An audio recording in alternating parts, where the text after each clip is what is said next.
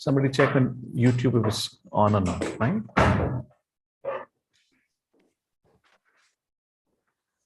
Hare Krishna. Thank you everyone for joining back again for our this every week Bhagavatam discussion. Today we're going to read from Canto 1, Chapter 16. Before we begin with that, let us offer prayers and then we'll start our discussion.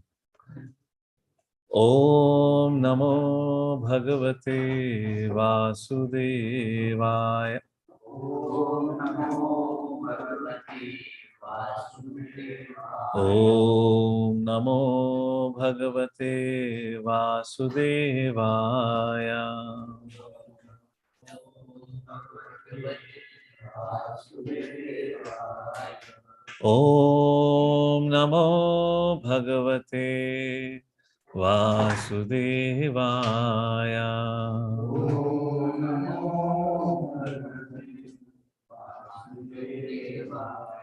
Narayanam namaskritya naram chaiva narottamam devyam saraswatim vyasam tato jayam udirayat nashtaprayeshu bhadreshu nityam bhagavata sevaya bhagavati uttama shloke bhakti bhavati nashtaki krishnaya vasudevaya devaki nandanaya cha Nanda Gopakumaraya Govindaya Namo Namaha.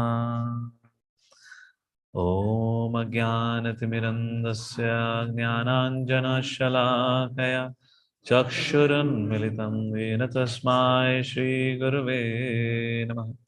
Namo Vishnu Padaya Krishna Preshtaya Bhutale Srimate Bhakti Vedanta Swami Niti Namine. Namaste Saraswate Deve Gauravani Pracharine Nirvishesh Shunyavadi Pashatai Deshatarine Jaya Shri Krishna Chaitanya Prabhu Nityananda Shri Advaita Gadadha Shivasadi Go Bhaktivinoda Hare Krishna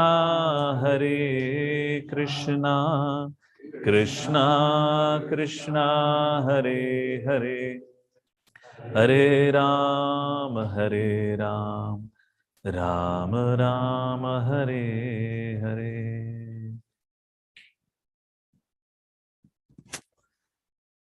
Hare Krishna. So we're going to read, I would say, one of the very, very important chapters of first canto, both 16th and the 17th chapter. In particular, my favorites.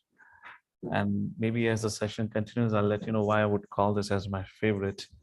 So my first request to all of you, I would like all of you to sit with pen and paper. Today, we're going to discuss around 25 lessons from this particular chapter, or about Parikshit Maharaja's rule. So in the last 2-3 sessions, I kind of decided to change our kind of the way of presentation. Henceforward, I will try my best to make it more lesson centric so that our recollection and remembrance is longer. Because if we present a theoretical presentation, then you do get a storyline, but at times we might miss out on some important points. I'll just make one point and start. Just like I was dealing with, I was speaking to some teachers who are going to start with the teenagers forum. So I was telling them the methodology to teach teenagers. And I was telling them that, don't present them information in paragraphs. Inform them information point-wise. And you all would have an experience when an email or any document, if you have to read, if it is point-wise, reading a comprehension is far easier than in the paragraph. How many of you agree? And if it is several pages, it becomes more difficult. Of course, if it's several pages, then writing point-wise doesn't make sense. For a short information, it should always be presented point-wise. So same methodology I'm going to apply in Srimad Bhagavatam study henceforward, which we did from the last time in the chapter 15. We discussed probably around 20 lessons from that. And now we will try to discuss around 20 to 25 lessons from the 16th chapter. So the 16th chapter talks about what happened post retirement of the Pandavas. Now the Pandavas have retired to the forest. They have went back to, according to Mahabharata, they go to Indraloka, and then from there they went back to Godhead, like that.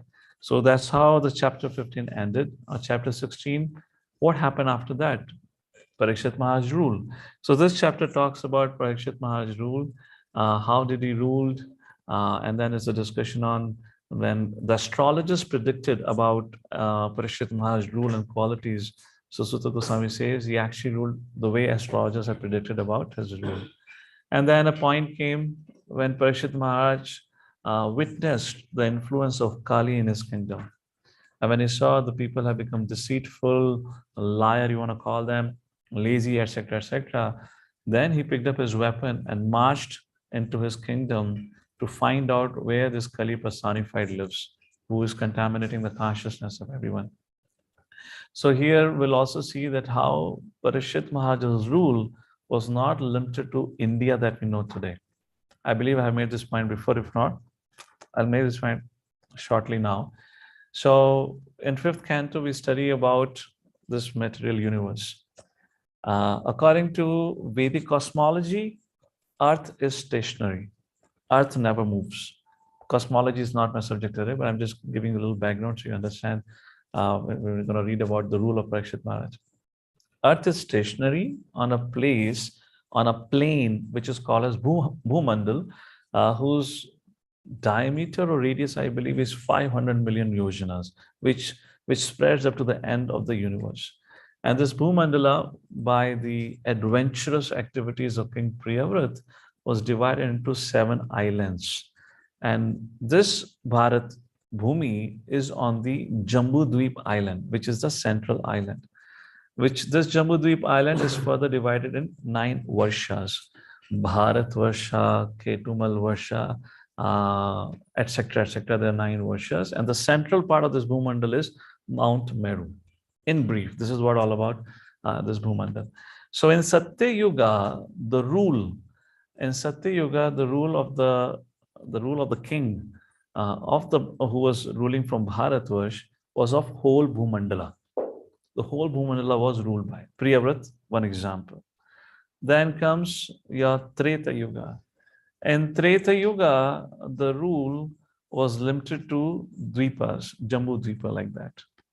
And then Dwapar Yuga, because after Priyavrat had sons, and he divided those Dvipas and gave those Dvipas to be ruled by his sons, like that.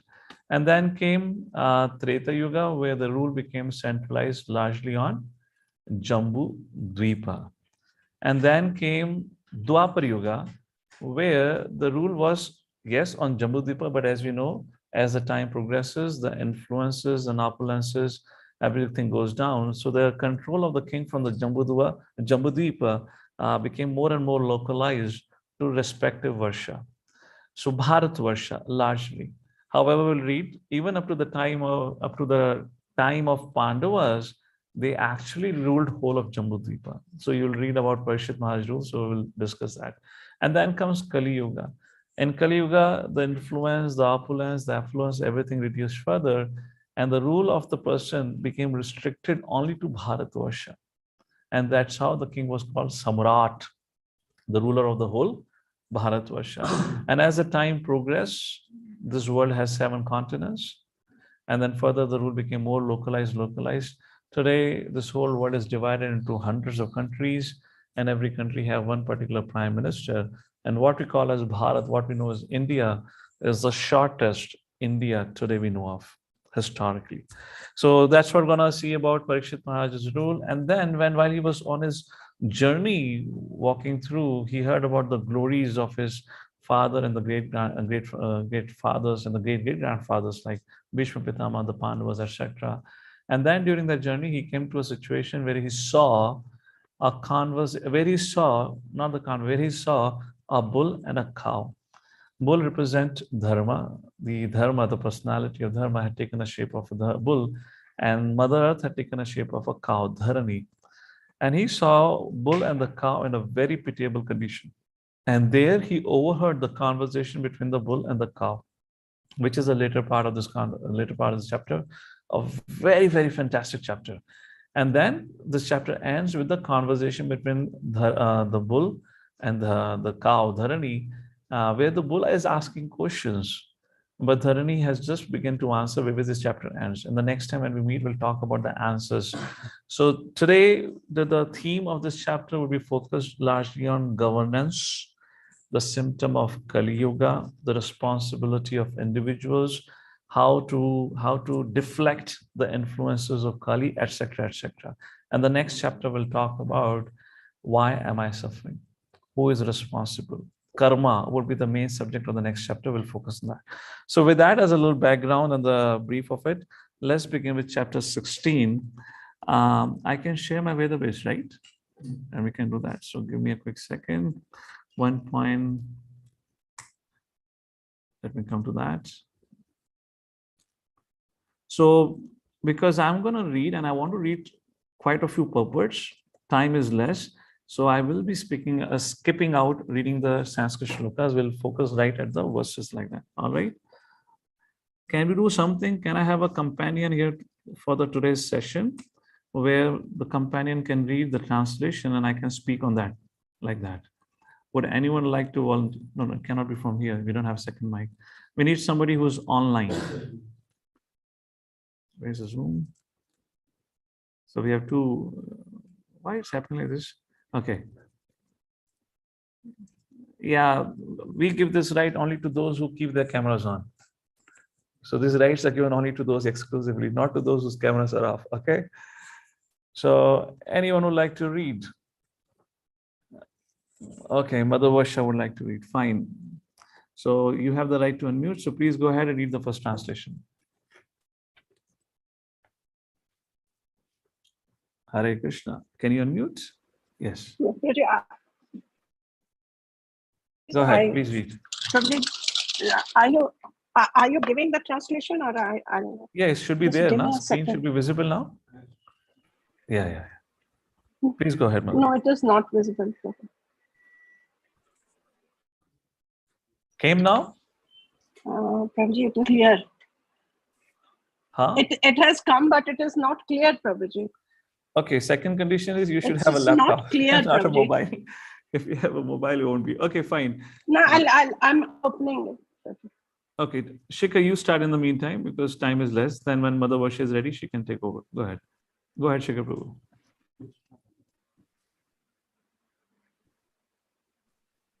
Hare Krishna. Okay, I'll start with verse 1 translation. Here, please read what I show you on the screen. Huh? And I need some volume. I can't hear them. Next speaker. Am I audible now? Yes, Prabhuji? go ahead, Shikha Prabhu, please. Okay, translation. Suta Goswami said, O learned Brahmanas, Maharaj Parikshit then began to rule over a world as a great devotee of Lord under the instruction of best of the twice born Brahmanas. He ruled by those great qualities which were foretold by the expert astrologers at the time of his birth. Thank you. So, by the way, do you all have a copy of Bhagavatam with you or do you want me to show the screen? Because then it'll take a time for me. Okay, we'll see how it works out. Okay, so I'll show you the translation, but the purport will be difficult for me to show because I'm going to read from my book. So let's go back here and I'll read out some important points from the purport. Unless somebody else can share the screen and manage it. Fine. So it's something very important in this particular. So it is mentioned which are foretold by the expert astrologers at the time of death. So the first paragraph here talks about how to rule, how to do the governance. And that's the first lesson for today about the governance. The few points which are mentioned here, there are, let's call the first lesson, principles of governance, if you want to write it down.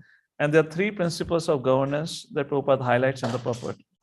The very first principle of governance, for any governance, you need certain rules. You need a reference guide based on which, how, you should make a decision. So Prabhupada's first point Prabhupada makes in this paragraph is the principles of governance. That's the first lesson. The first point, established rules based on scriptures compiled by self-realized souls. So you don't have to concoct, you don't have to keep making changes in the rules and regulation. They're already established. And Prabhupada quotes great sages like Manu, Yagnavalkya, Parasar Muni, and other liberated sages. They have already given the rule book like Manusmriti, etc., etc. That's the first thing. We study that, we refer that, and based on that, we make decisions. Now, why we have to follow that? We'll talk about it briefly. Second thing, as we know of earlier, the governance was monarchy. The monarchy was not autocracy. Every monarch was governed by an advisory council. So second principle of governance is the governance should function under an advisory council. That's the second point. Just like we see Parikshit Maharaj have our, what's his name? Kripacharya. He is a senior member of his advisory council. So advisory council, which comprises of Brahmanas, who were independent, were not on the income or the salary of the king. Because if you are a salaried Brahmana, which means you become an employee, then you don't have the independence to give your verdict. Then you have to give a verdict which suits the interest of the king. You're getting a point? So none of these Brahmanas were employed. They were not dependent on the money or given by the king. That's the second point. And they all were self-realized, the first class Brahmana. So advisory council should be comprising of this kind of people. And the third, the principle of governance means the government should be for all.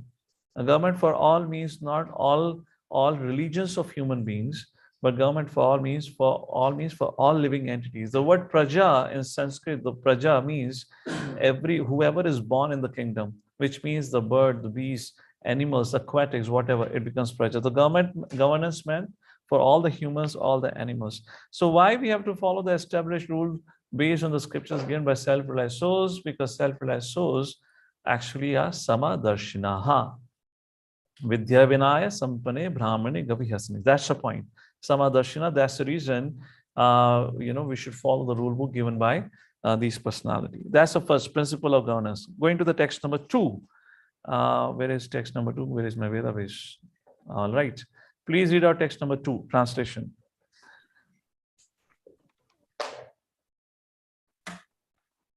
King Parikshit married the daughter of King Uttara and begot 4 sons, headed by Maharaj Janmajay. All right. So, Parikshit Maharaj got married to the daughter of King Uttara. Who was Uttara? Uttara was Mamaji of Parikshit Maharaj. Parikshit Maharaj's mother's name was Uttar only, right? And she was the daughter of the king of Uttara and Virat. Virat, or the king of Uttara, King Uttara was, I believe, his name, or the king of Virat. And he had a son and a daughter. The daughter got married to Abhimanyu, although the daughter was given in marriage to Arjuna, who was Brahmanala. But Arjuna said, I cannot, because I was a teacher.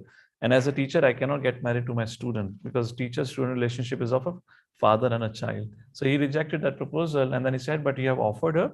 I would like to accept her in marriage for my son Abhimanyu. So Abhimanyu got married. So here a question comes, Parikshit Maharaj got married to his Mamaji's daughter. It's a very close relationship. So there is something called as the science of Gothra. So I don't have time today, but I thought this is something important. Later in the day, I'll make a small clipping about it, and I'll tell you what was the science of Gothra, how the marriages were earlier fixed, and it's actually a science which goes back to your DNA relationship. So unless the bloodline is same, if bloodline is same, the marriage cannot happen. But if bloodline is different, then marriages can happen regardless of what's your relationship. Traditionally, there were 8 Gothras arising from Kashyapa Muni, different sages like that, Gautama Rishi, etc. So all of us, even Muslims, are coming from this Gothra only. Their Gothra is not whatever they call it, even they don't know the science of Gothra. And what is the Gothra of a devotee? For the first time when I went to Mayapur, so somebody told me that, this is just I had come from America. I was very, very new, and I was so excited to visit our places in India. I have never visited. So I went to Mayapur, took my family, and I saw somebody doing Nasimha worship. So I went for Nasimha worship, and the brahmachari there, who gives you result, he asked me, what is your Gothra? I said, I only know my surname. I don't know Gothra. I was super ignorant. Then I didn't use. I called her my sister. I said, hey, what is this Gothra? And I had connected her with Delhi temple. So then she told me, oh, Gothra, that is Achyuta Gothra. So then I told her, hey, our Gothra is Achyuta Gothra. And then I got to know Achyuta Gothra means those who are descending in Krishna's family. So we'll talk about the subject matter later. We don't have time. We're not in details here. So that's the reason. So don't get surprised. Maybe let me tell you one thing. This is going live on YouTube, so I don't know how do I tell you this point. But let me make this point, okay? You're intelligent enough to understand this. In one particular religion, you find everyone crazy and mad. Why you find everyone crazy and mad? Because they get married within the same bloodline. If you get married within the same bloodline, first of all, the male child which is born, his potency will get reduced further and further. And there's a lot of potential, the child will go crazy. Now, that's the reason you find so many mentally deranged people walking around. It's just a matter of fact. The lady would not have the ability to procreate. Earlier, they could procreate 10, 12. The whole cricket team was present in one family only. Isn't it? Now, some could procreate many. So that requires a lot of strength. And the man had, of course, I'm getting into the subject with Gothra, but I'm trying to say that I'll definitely make a message on this today. But this is science. So don't get surprised. Arey, Parikshit Maharaj ko koi aur nahi mila. Mama mami ki beti se shaadi kar li. Aisa nahi, okay? Going to text number 3. Reading the translation of text number 3. Please go ahead. Read the translation quickly. Okay, this is taking so long. I'm going to read it. Nobody else read it. They're only hardly on the second verse. Okay, Prabhu, I'll only read it. Text number 3. Okay. Maharaj Parikshit, after having selected Kripacharya for guidance as a spiritual master, performed 3 horse sacrifices on the banks of Ganges. Okay, by the way, lesson number 2 was on Gothra, the science of Gothra. Okay, which I have briefly explained, and I'll explain you in detail later on. Text number 3 is about sacrifices. Parikshit Maharaj accepted Kripacharya as a spiritual master. Under the guidance of him, he performed 3 Ashwamedh Yagyas and he gave sufficient rewards. And these sacrifices, even the common man could see demigods. So, lesson number 3 in the purport, Prabhupada emphasizes on interplanetary travels. That is text number 3, where Prabhupada mentions that in those days, demigods would appear and attend the sacrifices. Just like Krishna holds the right to show himself to someone, similarly, demigods have the right to make oneself visible to others or not. So Prabhupada mentions, but however, when they would come and attend yagyas, then they would give this mercy where even a common man could see them like that. Okay, we're talking interplanetary travel. Maybe I can make one additional point here. You look at Egypt, what do you call it, those? Pyramids.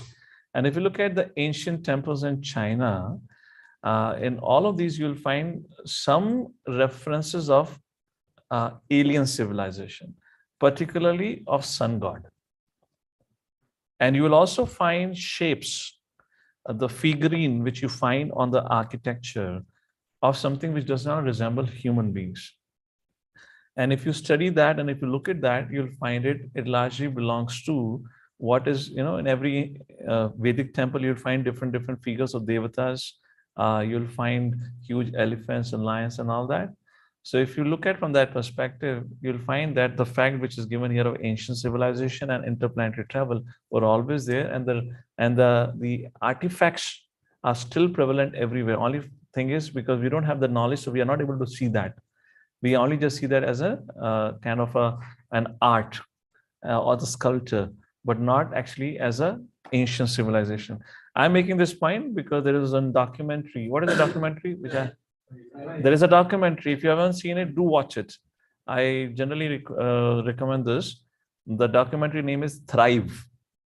It is made by the grandson of Procter and Gamble Company. And he's talking about how the world economy or a handful of people are cheating the whole world. You can watch the first 2 hours, the last half an hour, don't watch it, the solution that he gives. Because his solution is his concoction, but everything else makes sense. All right. Text number 3 was interplanetary travels, which is mentioned here, that there were interplanetary travels happening, and Parikshit Maharaj Yagya sacrifices were attended by them. And then another point Prabhupada mentions, even Parikshit Maharaj, a pure devotee of the Lord, needed a spiritual master. So it's needless to say to what is the need of a guru for all of us. That's the point Prabhupada makes. Text number 4. And at that point of time, Parikshit Maharaj, text number 4 mentions, translation, once when Maharaj Parikshit was on his way to conquer the world, he saw the master of Kali Yuga, who was lower than a Shudra, disguised as a king and hurting the legs of a cow and a bull. The king at once caught hold of him to deal sufficient punishment. So here comes a very, very important discussion. So what Parikshit Maharaj saw, the Kali personified, he was hitting the legs of a cow and a bull. And immediately the king got down from his chariot and he caught hold of Kali with an intention to punish him. So Parikshit Maharaj was on his way to conquer the world. That needs explanation. Prabhupada mentions what it means by conquering the world then. So most of the empires, most of the smaller states were already, were under the rule of Parikshit Maharaj. But why the king has to still travel with an intention of conquering the world? Just to see some miscreants. There is no uprising by the adharmic people. So just to make sure dharma sustains. So once in a while, the king would travel all of their, kingdom. During that time, he saw that. And Prabhupada makes a very important point about the miracle food called as milk. So lesson number 4 is importance of milk. And I'll bring you to a section where Prabhupada talks about this miracle food. Prabhupada says, if you see on the Veda base now, Prabhu, Veda base, there is a miracle in milk, for it contains all the necessary vitamins to sustain human psychological conditions for higher achievements. Prabhupada often would repeat that the milk actually strengthens your spiritual intelligence. It is very essential to drink milk. It does not mean that you take gallons of milk because you want to become super spiritual intelligent. Then there are drawbacks of it. Prabhupada wants of it also. 1 glass hot milk every night is sufficient for that. Brahminical culture can advance only when man is educated to develop the quality of goodness, and for this there is a prime necessity of food prepared with milk, fruits, and grains. Maharaj Parikshit was astonished to see that a black Shudra dressed like a ruler was mistreating a cow, the most important animal in the human society. Thank you. That's it for the. So, why this cow milk is considered very, very important? One is Prabhupada is making a point because it's important for the cultivation of spiritual intelligence. And let me give you a real case study of a devotee from Canada. So those of you who live abroad, back in India also, the milk that you get, packet milk, they're chemicals. There is no original milk into that. So in America, a couple of years ago, there was a study which was published and which had proven that milk is also one of the cancer-causing product. So we should not consume milk, and that was the case. And there was a whole movement around it and so forth. And the doctors started recommending you should not consume milk because it causes cancer, whatnot. So there was this our devotee community, a young lady from Toronto, if I remember the place. And because all her life she had grown up drinking the milk, an Indian lady, but unfortunately she was not able to procreate. Every time the husband and wife would attempt, she would have a miscarriage or something was going on. She was totally disturbed. Nobody can understand what a woman goes through when she is not able to, have a child. It's very, very important for the psychological need for a mother.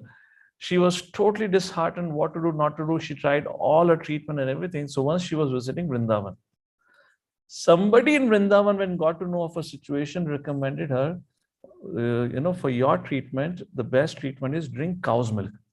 And she said, no, I cannot drink cow's milk because I drank cow's milk all my life because of this. This is what happened to me. And this devotee said, no, mother, what you drank was not cow milk. That was a fake milk on the name of cow milk. You should drink our Goshala's milk. A little convincing required. 3 months she stayed there. This is a real case study, which was published also. She stayed for 3 months and she drank the fresh cow milk. And the very same year, she gave birth to a child. So it's not only about how cow milk helps, but cow milk is very essential for the well-being of a physical body also. So that's the lesson number 4, importance of milk, going back to the purport again.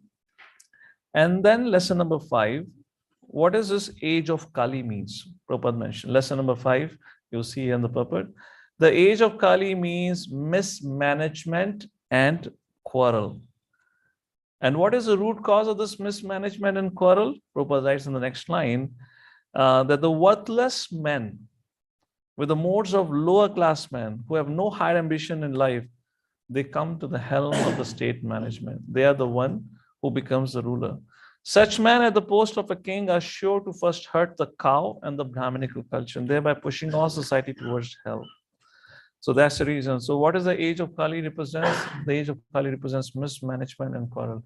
And if you look at it, it's not only happening at the state level, nation level, state level, it is also happening even in the personal life. Our life is all about mismanagement. Therefore, today's you have session called time management, life management, habits management, isn't it? Everyone is trying to teach you management and different things, and quarrel, so much fight and conflict happening.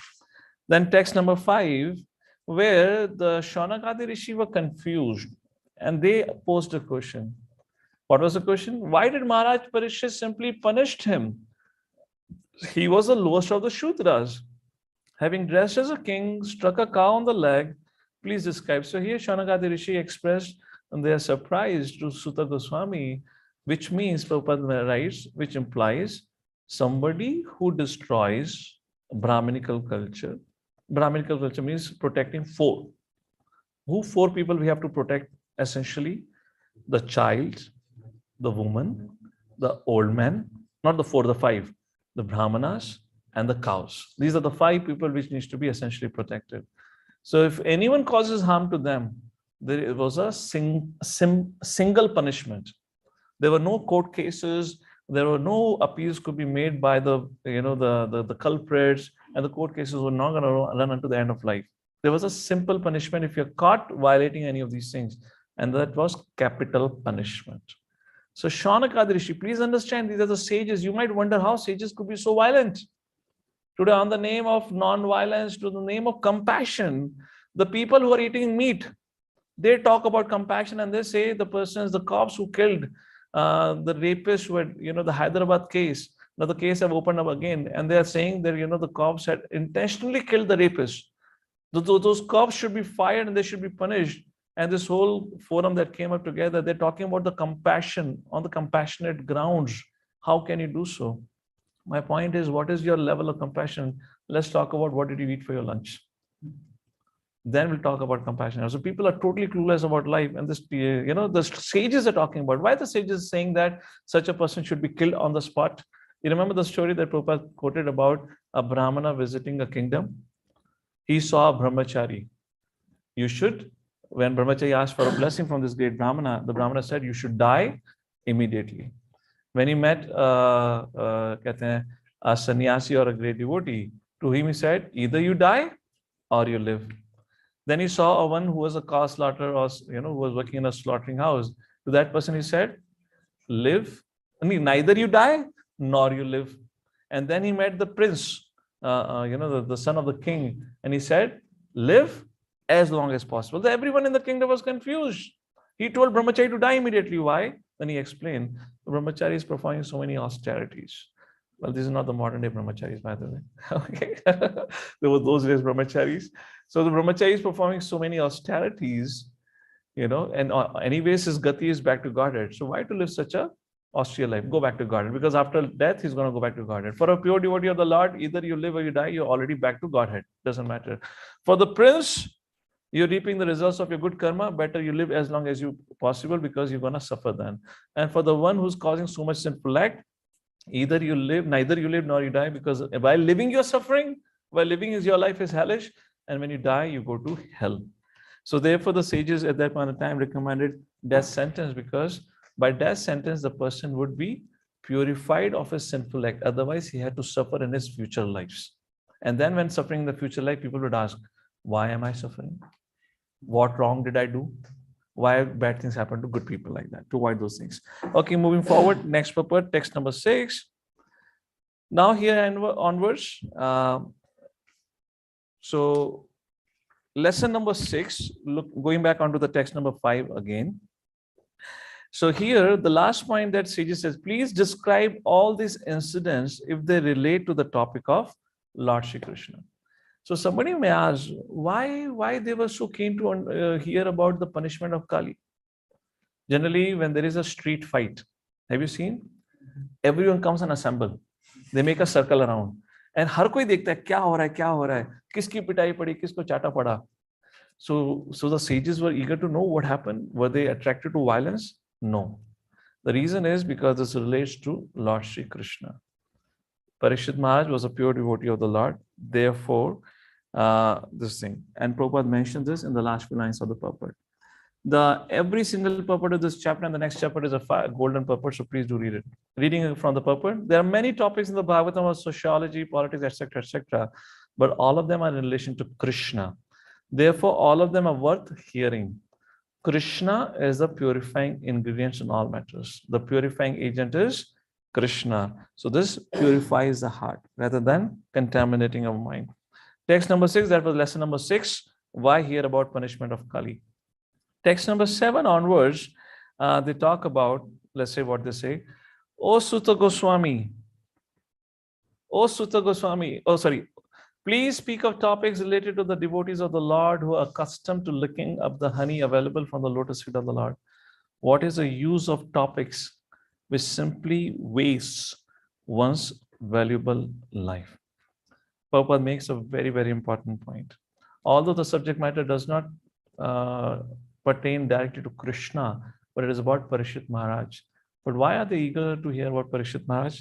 That's the lesson number 7, which is mentioned in the first few lines of the purport. Prabhupada writes, Lord Krishna and his devotees are both on the transcendental plane.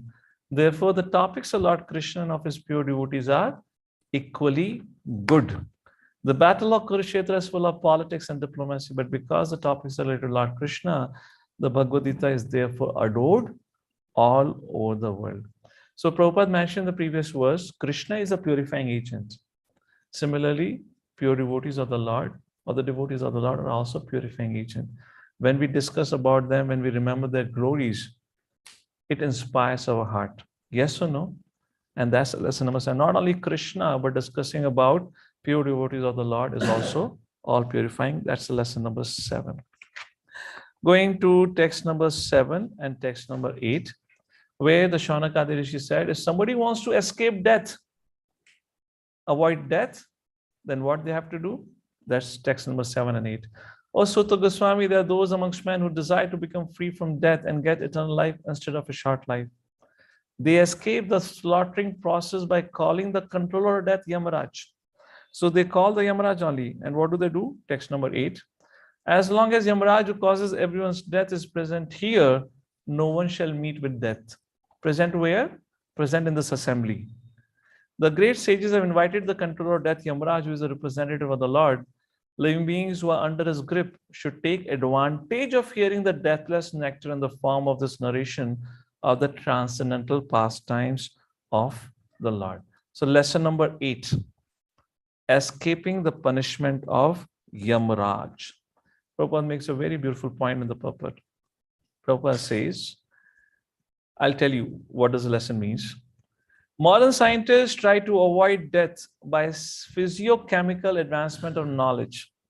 But alas, the controller of death, Yamaraj, is so cruel that he does not even spare the very life of the scientist himself. The scientist may put forward many theories of advancing the scientific knowledge by which one can become deathless, but they themselves become a victim to the death. So how do you escape the punishment of Yamaraj? Prabhupada mentions the only hope of suspending the cruel slaughtering process of Yamaraj is to call him to hear and chant the holy names of the Lord. Why? Because Yamaraj is one of the 12 Mahajanas, one of the pure devotees of the Lord. And Prabhupada writes, and he likes to be invited to Kirtanas. So next time when you have a home program, do send a personal invitation to Yamaraj.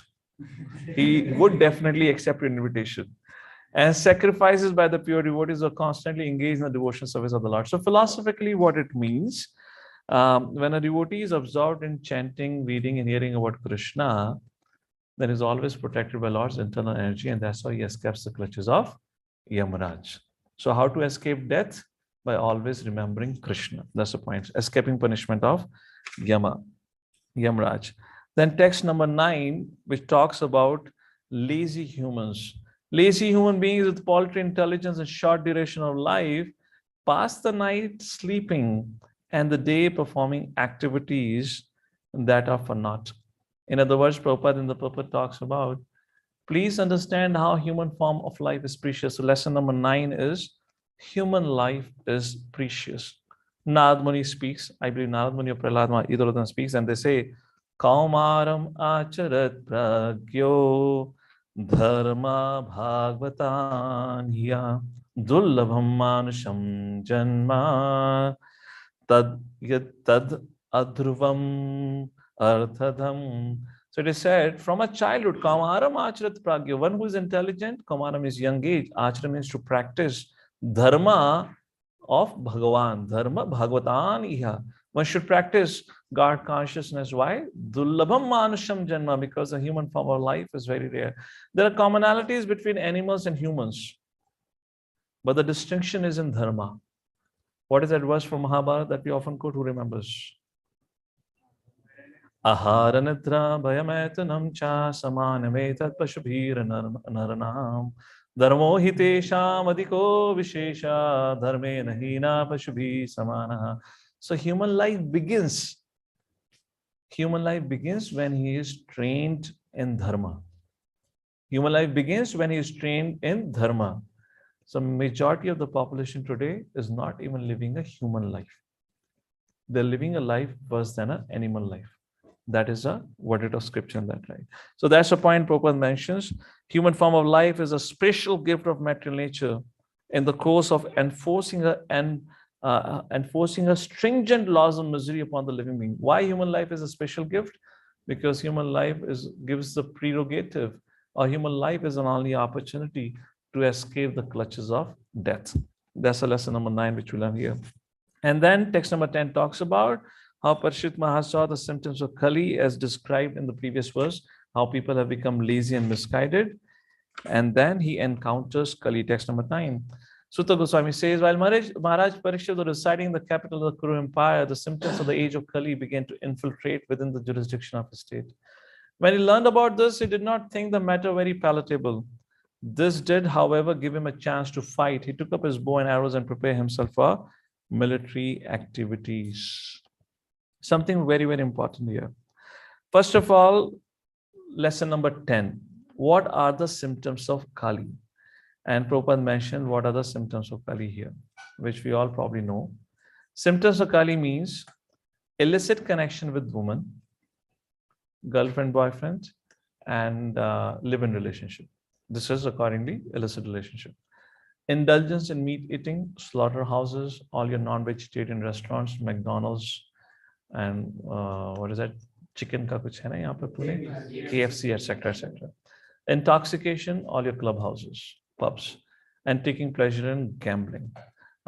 Fortunately, India has not got so many gambling houses so far. I may be out of tune of the recent development. That's the point here.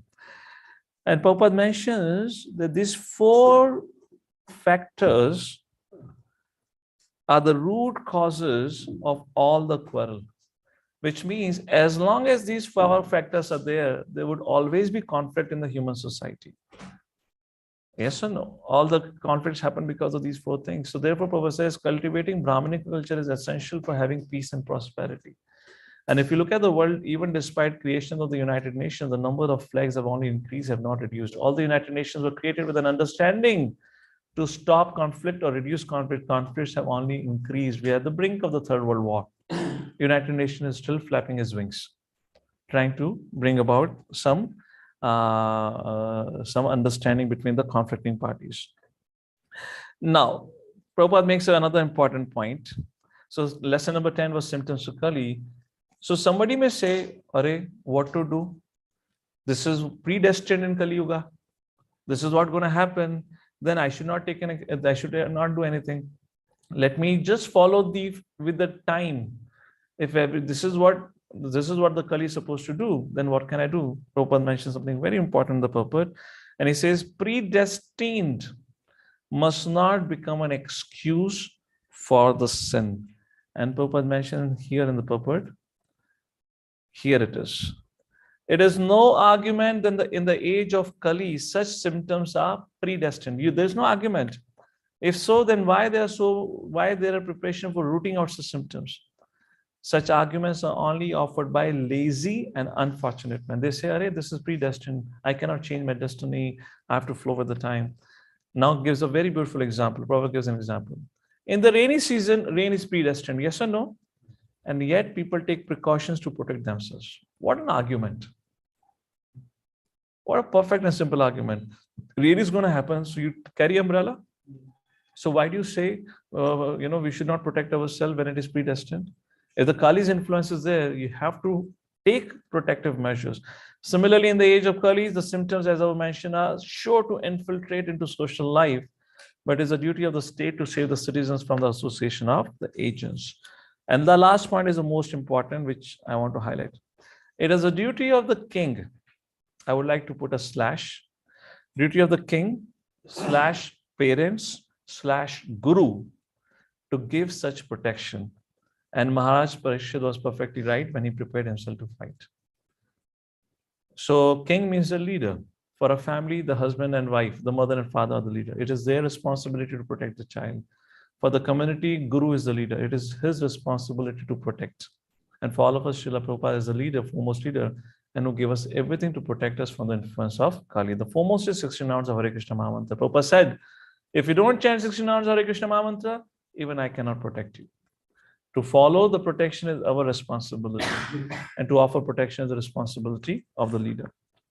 And then text number 11 mentions that like this, when he saw Parikshit Maharaj left to conquer. And then text number 12 mentioned that how he conquered everywhere. So lesson number 12 talks about the scope of rule of Parikshit Maharaj, which was partially most of the Jambudvipa. Maharaj Parikshit then conquered all parts of the earthly planet. When it is mentioned earthly planet, this is Bhumandala. And in Bhumandala, this is Jambudvip. We have a very misconstrued idea of earth. Earth means this earth. This is not the earth. In Sanskrit, it refers to whole Bhumandal. So these are the different verses. Badrashva Varsha, Ketumala Varsha, Bharat Varsha, Kim Purusha Varsha, which is right after Bharat Varsha. These are the verses which he conquered. So he didn't have a control on the whole of Jambudvip by that time, but major portion of Jambudvip was under the control of Parikshit Maharaj like that. So this is a scope of the role which is described. So anyone who's proud of being the mayor or the MP or the chief minister, or even prime minister of the country, or even prime minister or president of USA, you should forward this particular verse and paragraph purport. They'll be humbled that what was the rule of the kings before and what rule they have today. All right. And then Prabhupada briefly talks about these personalities here. And then text number 13 to 15 talks about the reception of Parikshit Maharaj. It is mentioned that Parikshit Maharaj traveled from everywhere. He heard the glories of his fathers or the great grandfathers like this. And then in this, I would like to mention lesson number 13, very important point Prabhupada mentions in the purport. I hope the screen is visible. Prabhupada says, Krishna and his unalloyed devotees cannot be separated. Therefore, glorifying the devotees means glorifying the Lord and vice versa. Lesson number 13, glorification of devotees and Guru or spiritual master is as good as glorifying Krishna and is very pleasing to Krishna. Therefore, we have Guru Vandana, Guru Ashtakam.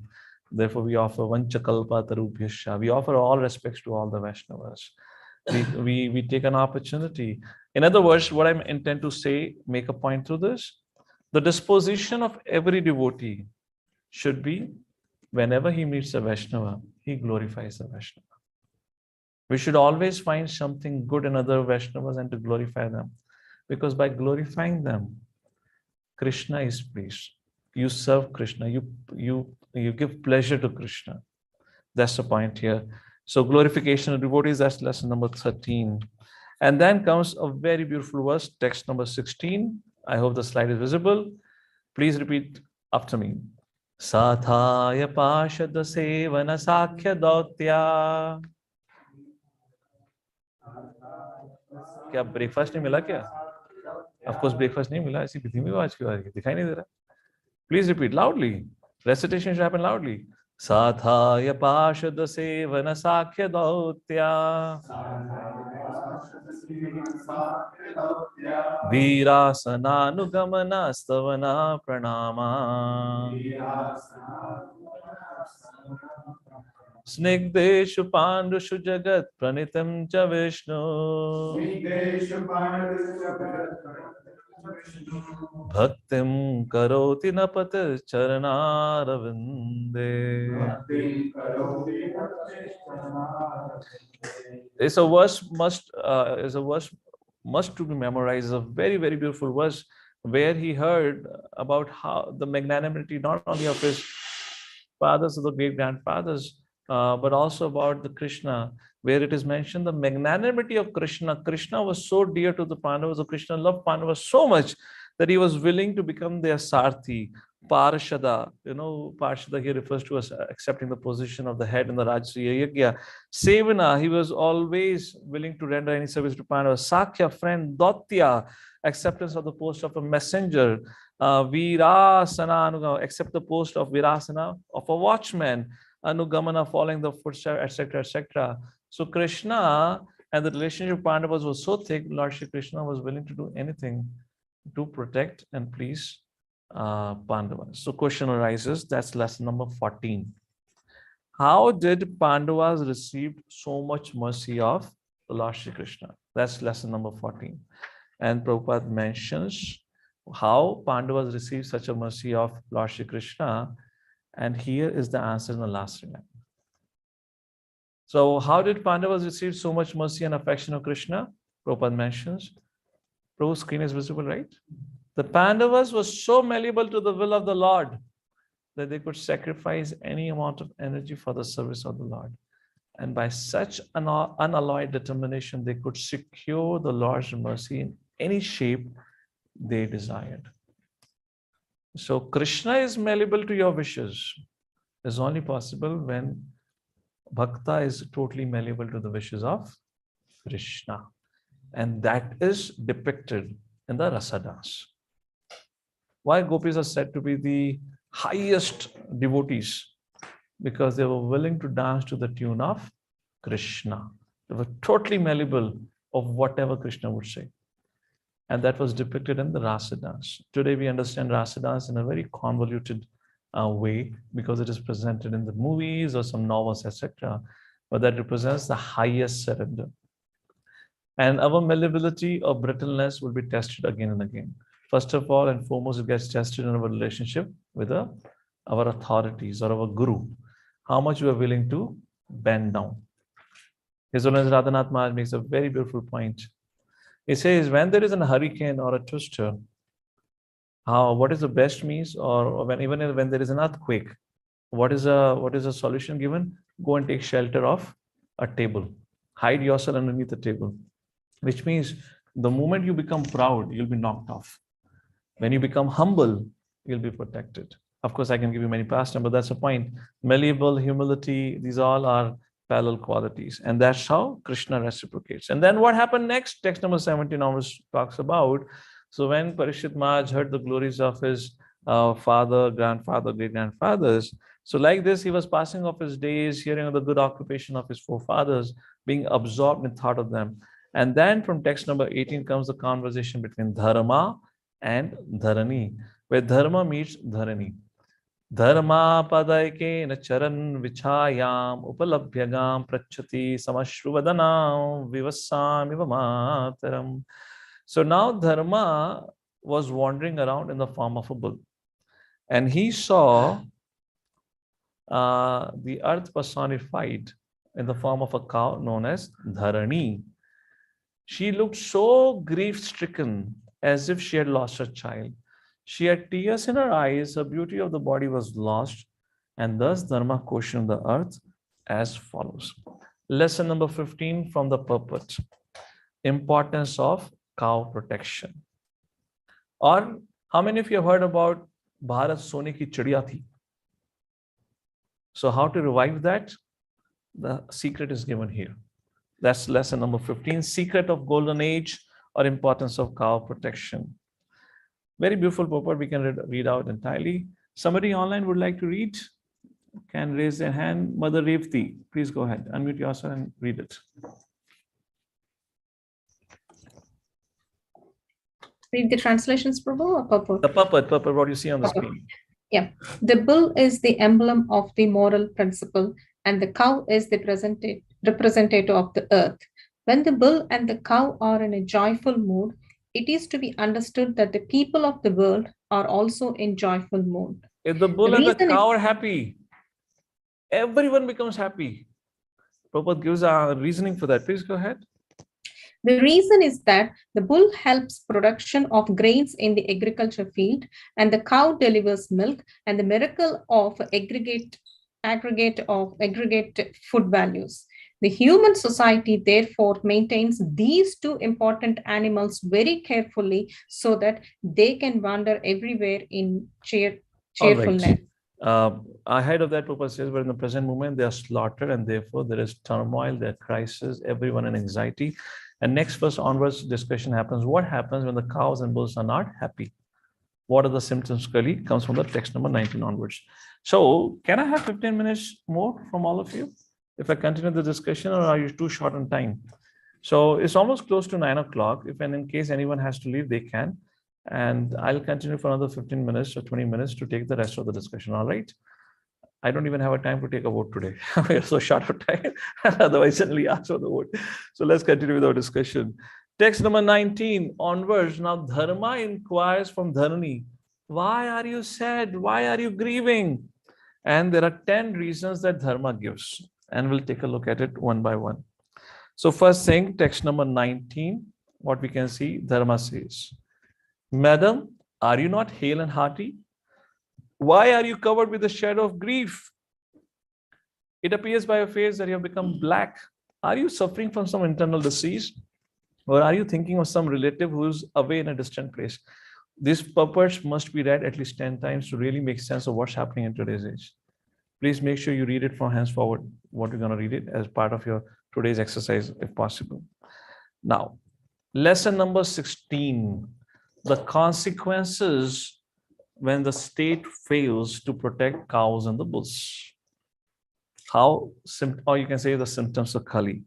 The reasons of unhappiness are discussed in this verse, and Prabhupada elaborates on it. Prabhupada then mentions, from the face of the people of this age, one can find out the index of the mind. In other words, people are so sad. People are so sad. I have quoted the example before. I was traveling in this IT park when I had just come back from America, when I was asked to come and start some program here. So in America, I had got used to the culture. If you meet a person, you say hello and smile. And I dared to say hello to an unknown people in India, and I smiled. When I smiled, it was not that I had said hello to a lady, that to a single lady. I said to a bunch of people where boys and girls were there. They looked at me as if I am some alien. I got such a shock of my life. Then I thought, okay, I need to change myself. I'm back in India. And they look so disturbed.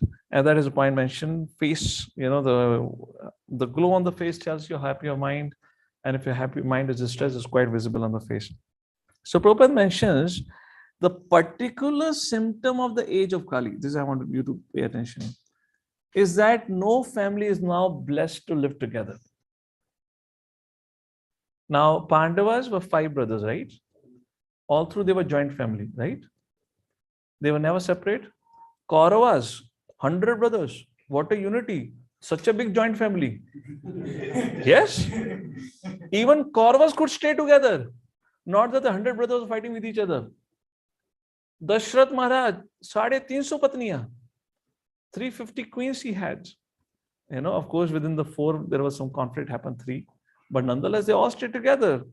So Prabhupada says in the age of Kali, the greatest anxiety and dissatisfaction is nobody is blessed to live together.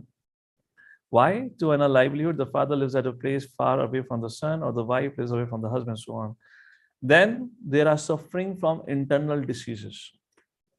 Nobody here can say does not have any problem. In fact, you would say, Prabhuji, there are many problems. I can write a diary of my problems. Plenty of it. किसी का गला बैठा हुआ है तो किसी का पेट बैठा हुआ है. कुछ ना कुछ बैठा हुआ है. That is internal diseases. And then separation from those near and dear. And the third thing, anxiety for maintaining status quo. Yes or no? You may not have it, but outside people are so much anxiety to maintain their status quo. These are but some important factors which make the people of this age always unhappy. This is all arising because of Kali Yuga. Text number 20.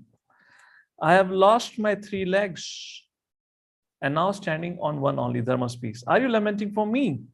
Or are you in great anxiety because henceforward the unlawful meat eaters will exploit you? Or are you in a sorry plight because no sacrifices are being offered to Devatas? Or are you grieving for the living beings because of sufferings due to famine and drought?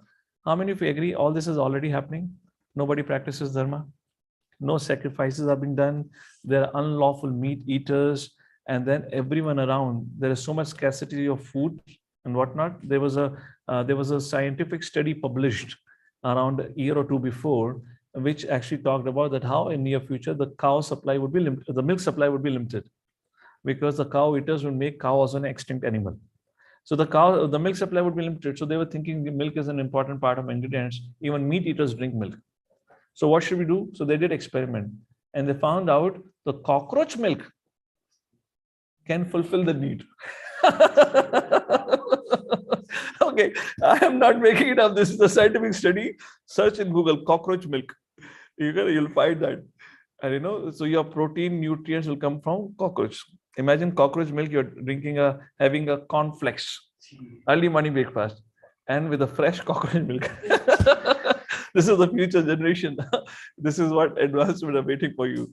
All right. Abhi tum chichi karoge, huh? Don't become Krishna conscious. You're coming back to drink that milk, huh? You have to take birth again. No, for that sure. So better become serious now. All right. Okay. I was talking to the boy sitting in front of me. So that's the point which is mentioned in text number 20. So lesson number 17. There are 4 things which diminishes in the age of Kali. Prabhupada mentions. What are those 4 things? This is where Prabhupada mentions. The first thing which diminishes is the duration of life. The scientists are promising us for so long. The life is reducing or lifespan is increasing. Lifespan is only reducing. Second, the mercy, compassion. People have become more and more selfish. 5th canto, it is mentioned, the person who becomes too absorbed in sense gratification becomes very, very selfish. Ravana, Hiranyakashipu are the perfect example for that. Hiranyakashipu wanted to kill his own son, Prahlad Maharaj, who was loved by everyone. That's how the person becomes hard-hearted against the principle of mercy. And then the third is the power of recollection. Uska to kehna hi kya. We have a fantastic power of recollection, isn't it? After the class, if you ask, what did you remember? Sometimes people ask, what did you speak about? They forget. In fact, forget about the audience. Sometimes the speaker only forget what he spoke. So that's the power of recollection. And then the 4th thing which dies down is morality or religious principle. Religious principle means 4 things. Dharma is standing on one leg. Dharma I was talking about. The 4 principles Dharma. What is that? Austerity, cleanliness, truthfulness, and mercy. If you cannot practice completely, at least we should know what are the 4 principles of Dharma. And acronym is ACT-M. ACT is a famous name of the popcorn. Okay, so that way you can remember ACT-M. Austerity, cleanliness, truthfulness, and mercy. These are the 4 things which reduces, and the only thing which is remaining today. The one leg on which Dharma is standing today is truthfulness. God only knows how much truth we speak today. Even while sitting and honoring prasadam, when I want extra gulab jamun, what person says? Bhaiya, Prabhu, idhar aana. Please give him some extra gulab jamun. And the intention is when he comes there, maybe that devotee would also say, you have given me, also give it to him also. Right or no? So that's how it's always, we are always functioning in the circle of deceit. And that's the lesson number 17, which Prabhupada mentions here. And then lesson number 18, the gradations of human beings. So there are categories of human beings which Prabhupada mentioned in the purport, if you see on the slide. According to the gradations, there are gradations, there are categories. How are the categories? Are defined in proportion to the faith on the Supreme Lord. The first class men are called Vaishnavas or the Brahmanas, the second class Kshatriya, third is Vaishya, the fourth is Shudras. They all are part of Vedic culture. But outside of them are called Malechas, Yamanas, and the worst of all are called as Chandalas. Who are Malechas? Those who are meat eaters are called as Malechas. Who are Chandalas? Who eat anything. Sounds familiar? You know some people in this world who eat anything that flies in the sky, that crawls on the ground, and anything and everything. All right, fine, whatever it is, like that. And then lesson number 18 about gradation, lesson number 19 from the purport again. Importance of sacrifice, which is mentioned, the sacrifices also has become diminished. And it's a very, very important paragraph, why sacrifice should be done. So let's somebody else from online would like to read, can read the highlighted portion. Mother Varsha, go ahead, unmute yourself and read it. The living beings are created by Creator Brahma, and just to maintain the created living being, progressively towards the path back to Godhead. The system of performing sacrifice is also created by him. The system is that living beings live on produce of grains and vegetables. And by eating such foodstuff, they get vital power of the body in the shape of blood and semen. And from blood and semen, one living being is able to create other living beings. But the production of grains, grass, etc., becomes possible by rain, and the rain is made to shower probably properly by performance of the recommended sacrifice. Such sacrifices are directed by the rites of Vedas, namely Sam, Yajur, Rig, and Atharva. In the Manu Smriti, it is recommended that by offering of sacrifice on the altar of fire, the sun god is pleased. When the Hare sun Krishna. god, Yeah, so Hare. point is, when the sun god is pleased, then he properly collects water from the sea and sufficient clouds are created that offer rain. So sacrifice is a system created, and sacrifice Krishna speaks in the 3rd chapter of Bhagavad Gita itself. I remember the time, all of you would probably remember when you were young, when you were living with your parents. How many of you remember your parents, your mother particularly, whenever she would cook, she'll always take out a chapati or paratha for a cow. And she would also always take it out for a crow. Or that you have pigeon or other different birds, and also for the squirrel. How many of you remember? And some for the dogs. For the dogs, whatever was left over was given to the dog. But freshly cooked was always, the first chapati would always go to the cow. How many of you remember? This was a culture. And because of which we still have some culture and etiquette remaining. Now today there's none.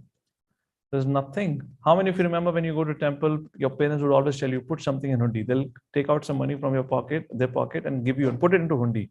That was our culture. Yes or no? What is that today? People now come to temple and ask, where is prasadam? Yeah.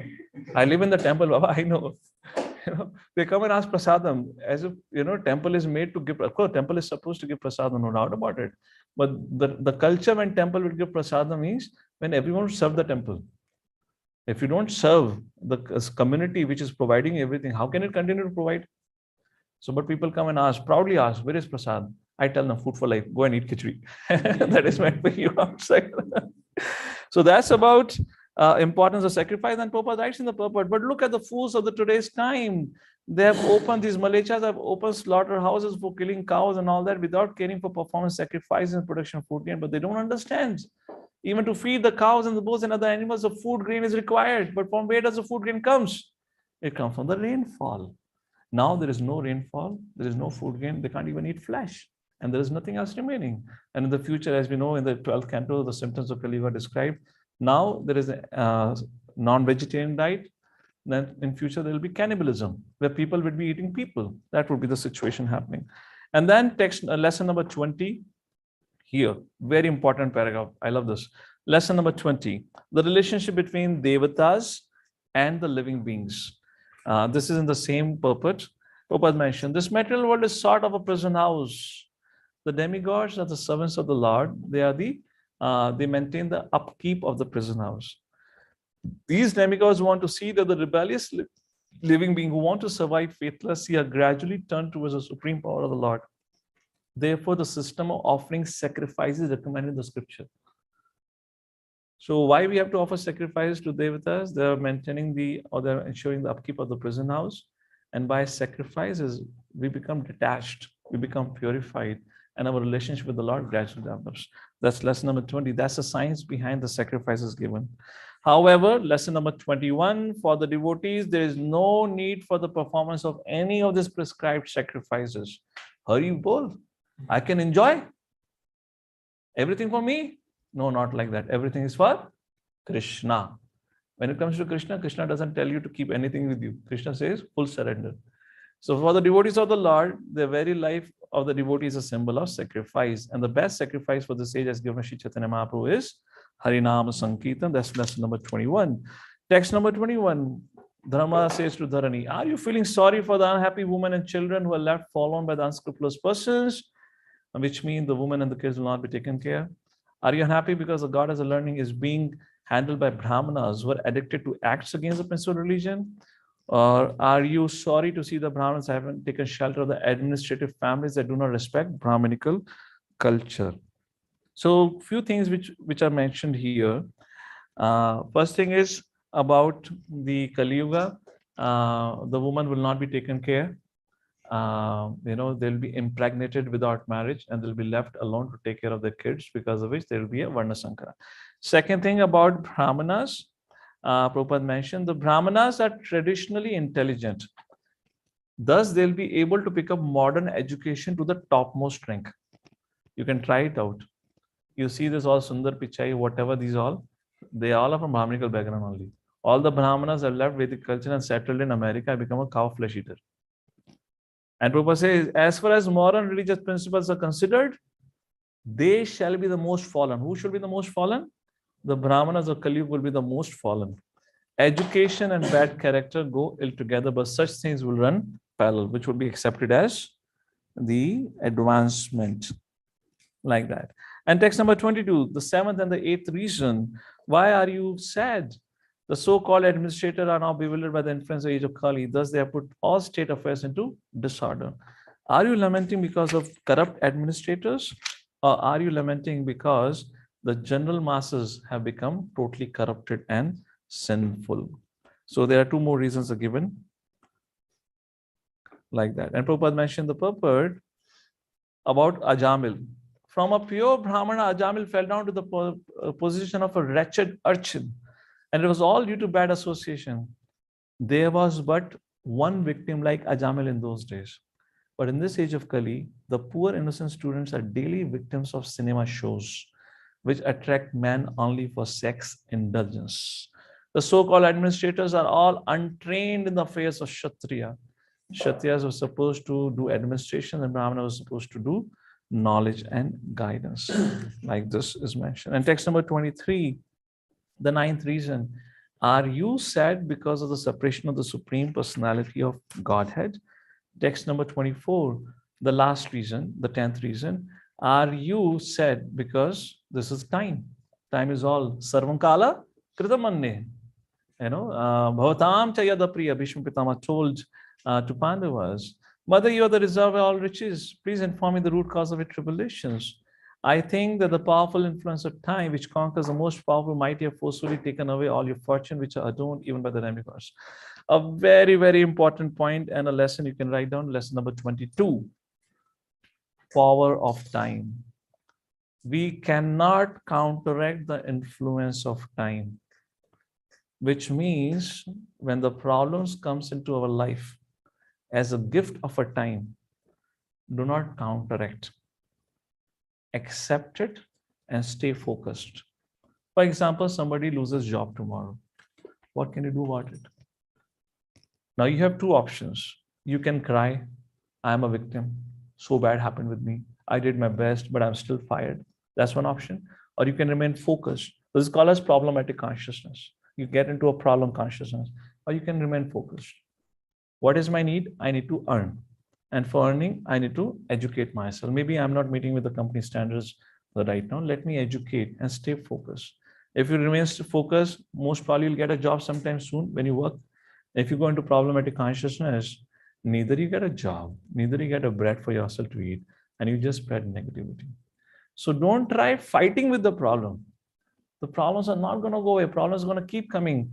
The time factor destroys everything. The time factor is one of the instruments to bring your karmic reactions. So don't fight against it. Don't be into problem consciousness. Always be in a solution consciousness. Therefore, Krishna consciousness.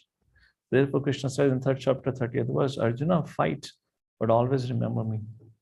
Adhyatma chetasaha. Always have the consciousness and then give up this laziness and fight. Give up this lethargy and fight. So time factor, lesson number 22. Then text number 25 talks about where Dharani speaks. And she says, what is the foremost cause and suffering?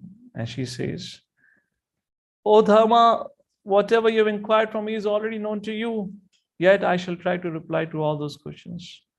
Once you two were maintained by your four legs and you increased happiness all over the universe by the mercy of the Lord, lesson number 23, the happiness formula, Prabhupada in the purport. What is the happiness formula? Here is in the purport. Happiness in the world depends proportionately on the maintenance of the religious principles, individually or collectively. The best part of valor is to maintain the principles despite all kinds of odds. Thus, one can be happy during the span of life and ultimately go back home, back to Pada. Take an example, Ravana, Hiranyakashipu. Were they ever happy? Although they were able to get the control of the most part of the universe, they were never happy. Duryodhan was able to win over the kingdom of Khandapurasth, Indraprasth by force and by cheating. Was Duryodhan ever happy? Duryodhan was never happy. Yudhishthira Maharaj was happy even in the forest. So, dharma rakshita. What is that? Dharmo rakshito rakshita. The one who protects dharma, dharma protects the person. So Prabhupada says, in all odds, in all situations, we should live by dharmic principles. That is the way of living a happy life. And you don't only live a happy life in this world, but in the next life. That's lesson number 23. And then 26 to 30 is a very, very important section where 40 qualities of Krishna are described by the Dharani. Please read out. It will charm your heart when you read the purport. I will not read out those qualities now because time is less. So please read it at your leisure. But here comes the lesson number 24, which I would like you to pay attention. Prabhupada describes all of this quality in detail. But Prabhupada mentions what is knowledge. And Prabhupada mentioned knowledge means 5 things. That's lesson number 24. What is knowledge? Knowledge means 5 things. Intelligence, gratefulness, power of understanding the circumstantial environments of place, object, and time. 4th, perfect knowledge of everything. And 5th, knowledge of the self, Atma Gyan. Gratitude is a function of knowledge. Only a knowledgeable person could be grateful. Therefore, it said knowledge. Somebody who is truly knowledgeable must be humble. Why? And I'll quote my example. Badrinath, we can take off the screen. We're taking the darshan of this Badri Vishal. And some of you remember, you were there with me. And we were early in the morning, freezing cold. We were sitting right behind Badri Vishal temple. And we were chanting. Our whole body was wet because of, there was rain. I remember that time sitting there, I was looking at the towering Himalaya mountain. It was so tall, the peak was not visible. And while sitting there at the foothill of that, another mountain range, we were already 12,000 square feet, 12,000 feet above the ground, sea level. So when I looked at that, I was feeling so humble, so humble. If I have never had an experience of greatness of the Lord, for the first time I had an experience of the greatness of the Lord, because these Himalayas are created by the Lord. The Lord is far greater than the Himalayas, far greater than this creation. And I could not fathom the greatness of the Himalayas that time. And I was just like a tiny speck of the foothill of the Himalayas. I felt so humbled. So knowledge makes you humble. And that same humility brings forward gratitude. And there is a point, the function of knowledge is gratefulness. Who would not be grateful for what all person has received? I would like all of you to do a homework today. Please write a letter of gratitude to Srila Prabhupada today. By the way, for all of you, we are soon starting a Srila Prabhupada Smaran Utsav, wherein we have requested some of Srila Prabhupada disciples to come and speak on the 126th anniversary. We are continuing with our momentum, which we started last year. So announcement happened, I believe, yesterday on Ekadashi, and we'll be making more announcement. The first lecture will be given by His Holiness Giriraj Swami Maharaj on the 9th of June, if I'm correct, Sunday, if I'm correct on the date. Anyways, please write a letter of gratitude to Srila Prabhupada. See if it is easy or it will take a time for you to write. Please do this exercise. And I would like a request you, if possible, you want to share that with me, share. If not, at least confirm if you're written. So there's some accountability. Now, if I ask you to express gratitude, you should be able to just speak out. There are dozens of things that you can express gratitude. The very thing, your existence today, if you have a smile on your face, we owe it to Prabhupada. If it wasn't because Srila Prabhupada, what kind of sinful life would we be living? What would be our situation? We have an opportunity to worship the deities. We have opportunity to chant the holy names of the Lord. We have opportunity to eat The most delicious prasadam in the whole world. Before coming to ISKCON, never anybody ate pineapple halwa, isn't it? We only knew suji halwa. We never knew pineapple halwa, butter halwa, all those things. You know what all? Yeah, the best people, best association, the best wisdom books to read. So please express, and we should always be grateful. The day we start, and I always make this point, whenever you wake up in the morning, before you do anything, say thank you. Thank you, my dear Lord. Thank you to all the Vaishnavas. Thank you to Guru Maharaj for giving me one more opportunity to serve you. And if you have that habit, you'll be able to withstand all the influences of Kali rest of the day, all the quarrels that happen. And that happens is as a function of knowledge. That was lesson number 24. Let's go back on the Veda base. Continue. We are coming to the end of it. Lesson number 30, not lesson number 31, text number 31. I'm thinking about myself and also about the Devatas, about you, about everyone. I'm sad because of seeing the situation of everyone. And lesson number 25, we are on 25 now or 24? 25. The first attack of Kali. What is the first attack of Kali? You know, if you want to really make a person hospitalized at one shot, break the backbone, right? Nothing person can do. So what is the backbone of Vedic culture? Varnashrama. That's what Prabhupada mentions. The distinction between the human life and animal life begins with the scientific system of Varna and Ashram, guided by the sages in relation with the Devatas. When God made Varnashram Dharma, which is meant for developing animal consciousness into human consciousness into godly consciousness broken by the advancement of foolishness.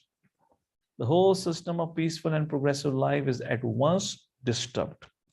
In the age of Kali, the first attack on the venomous snake strikes against the God-made Varnashram Dharma. Thus, a person properly qualified as a Brahmana is called a Shudra. And a Shudra by qualification is passing as a Brahmana. Very interesting purport.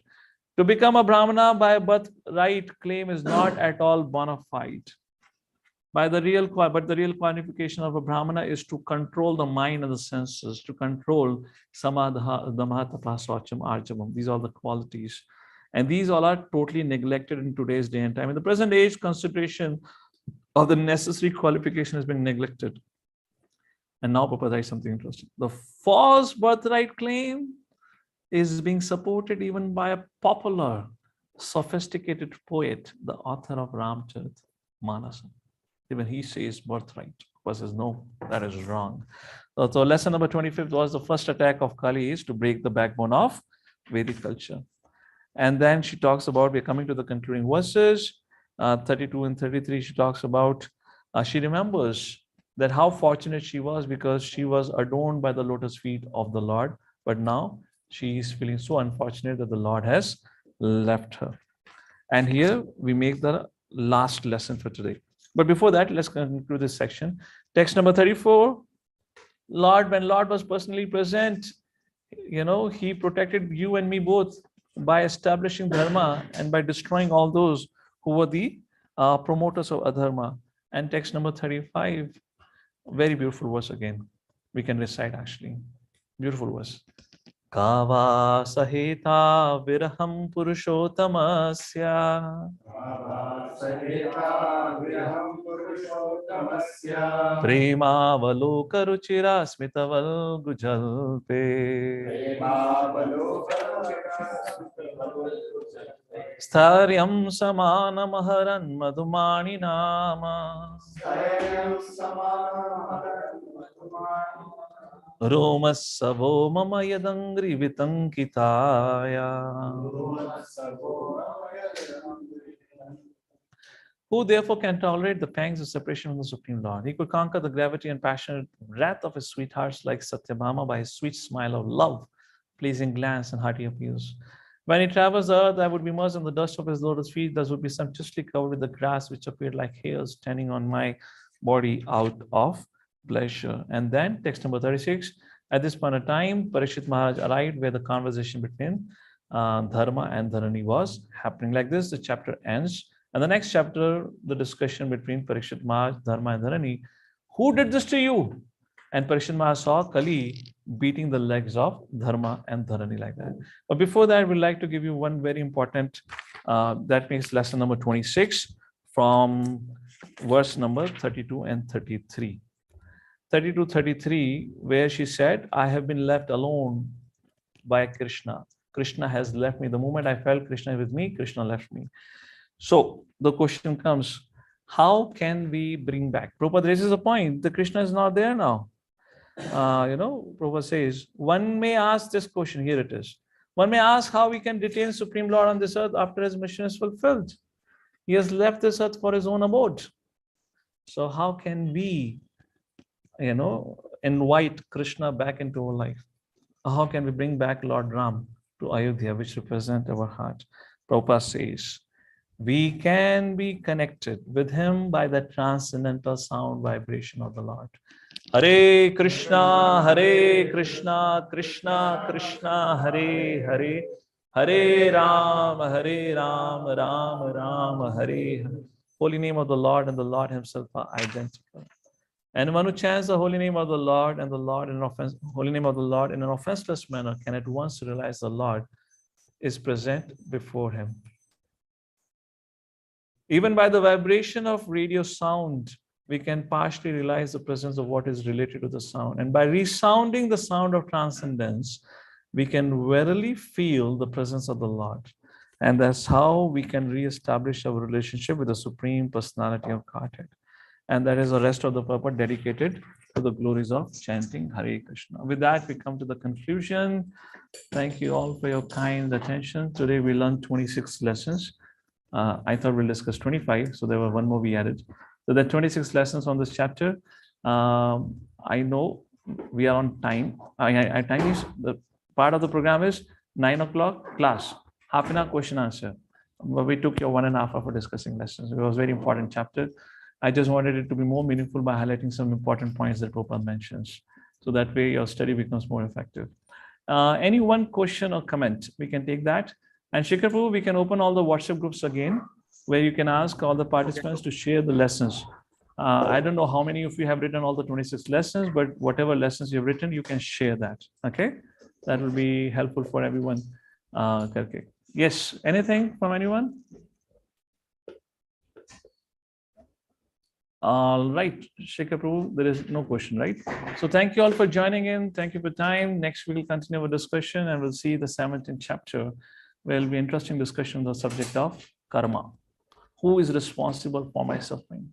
Can I blame somebody or not? Jagadguru Srila Prabhupada ki. Jai.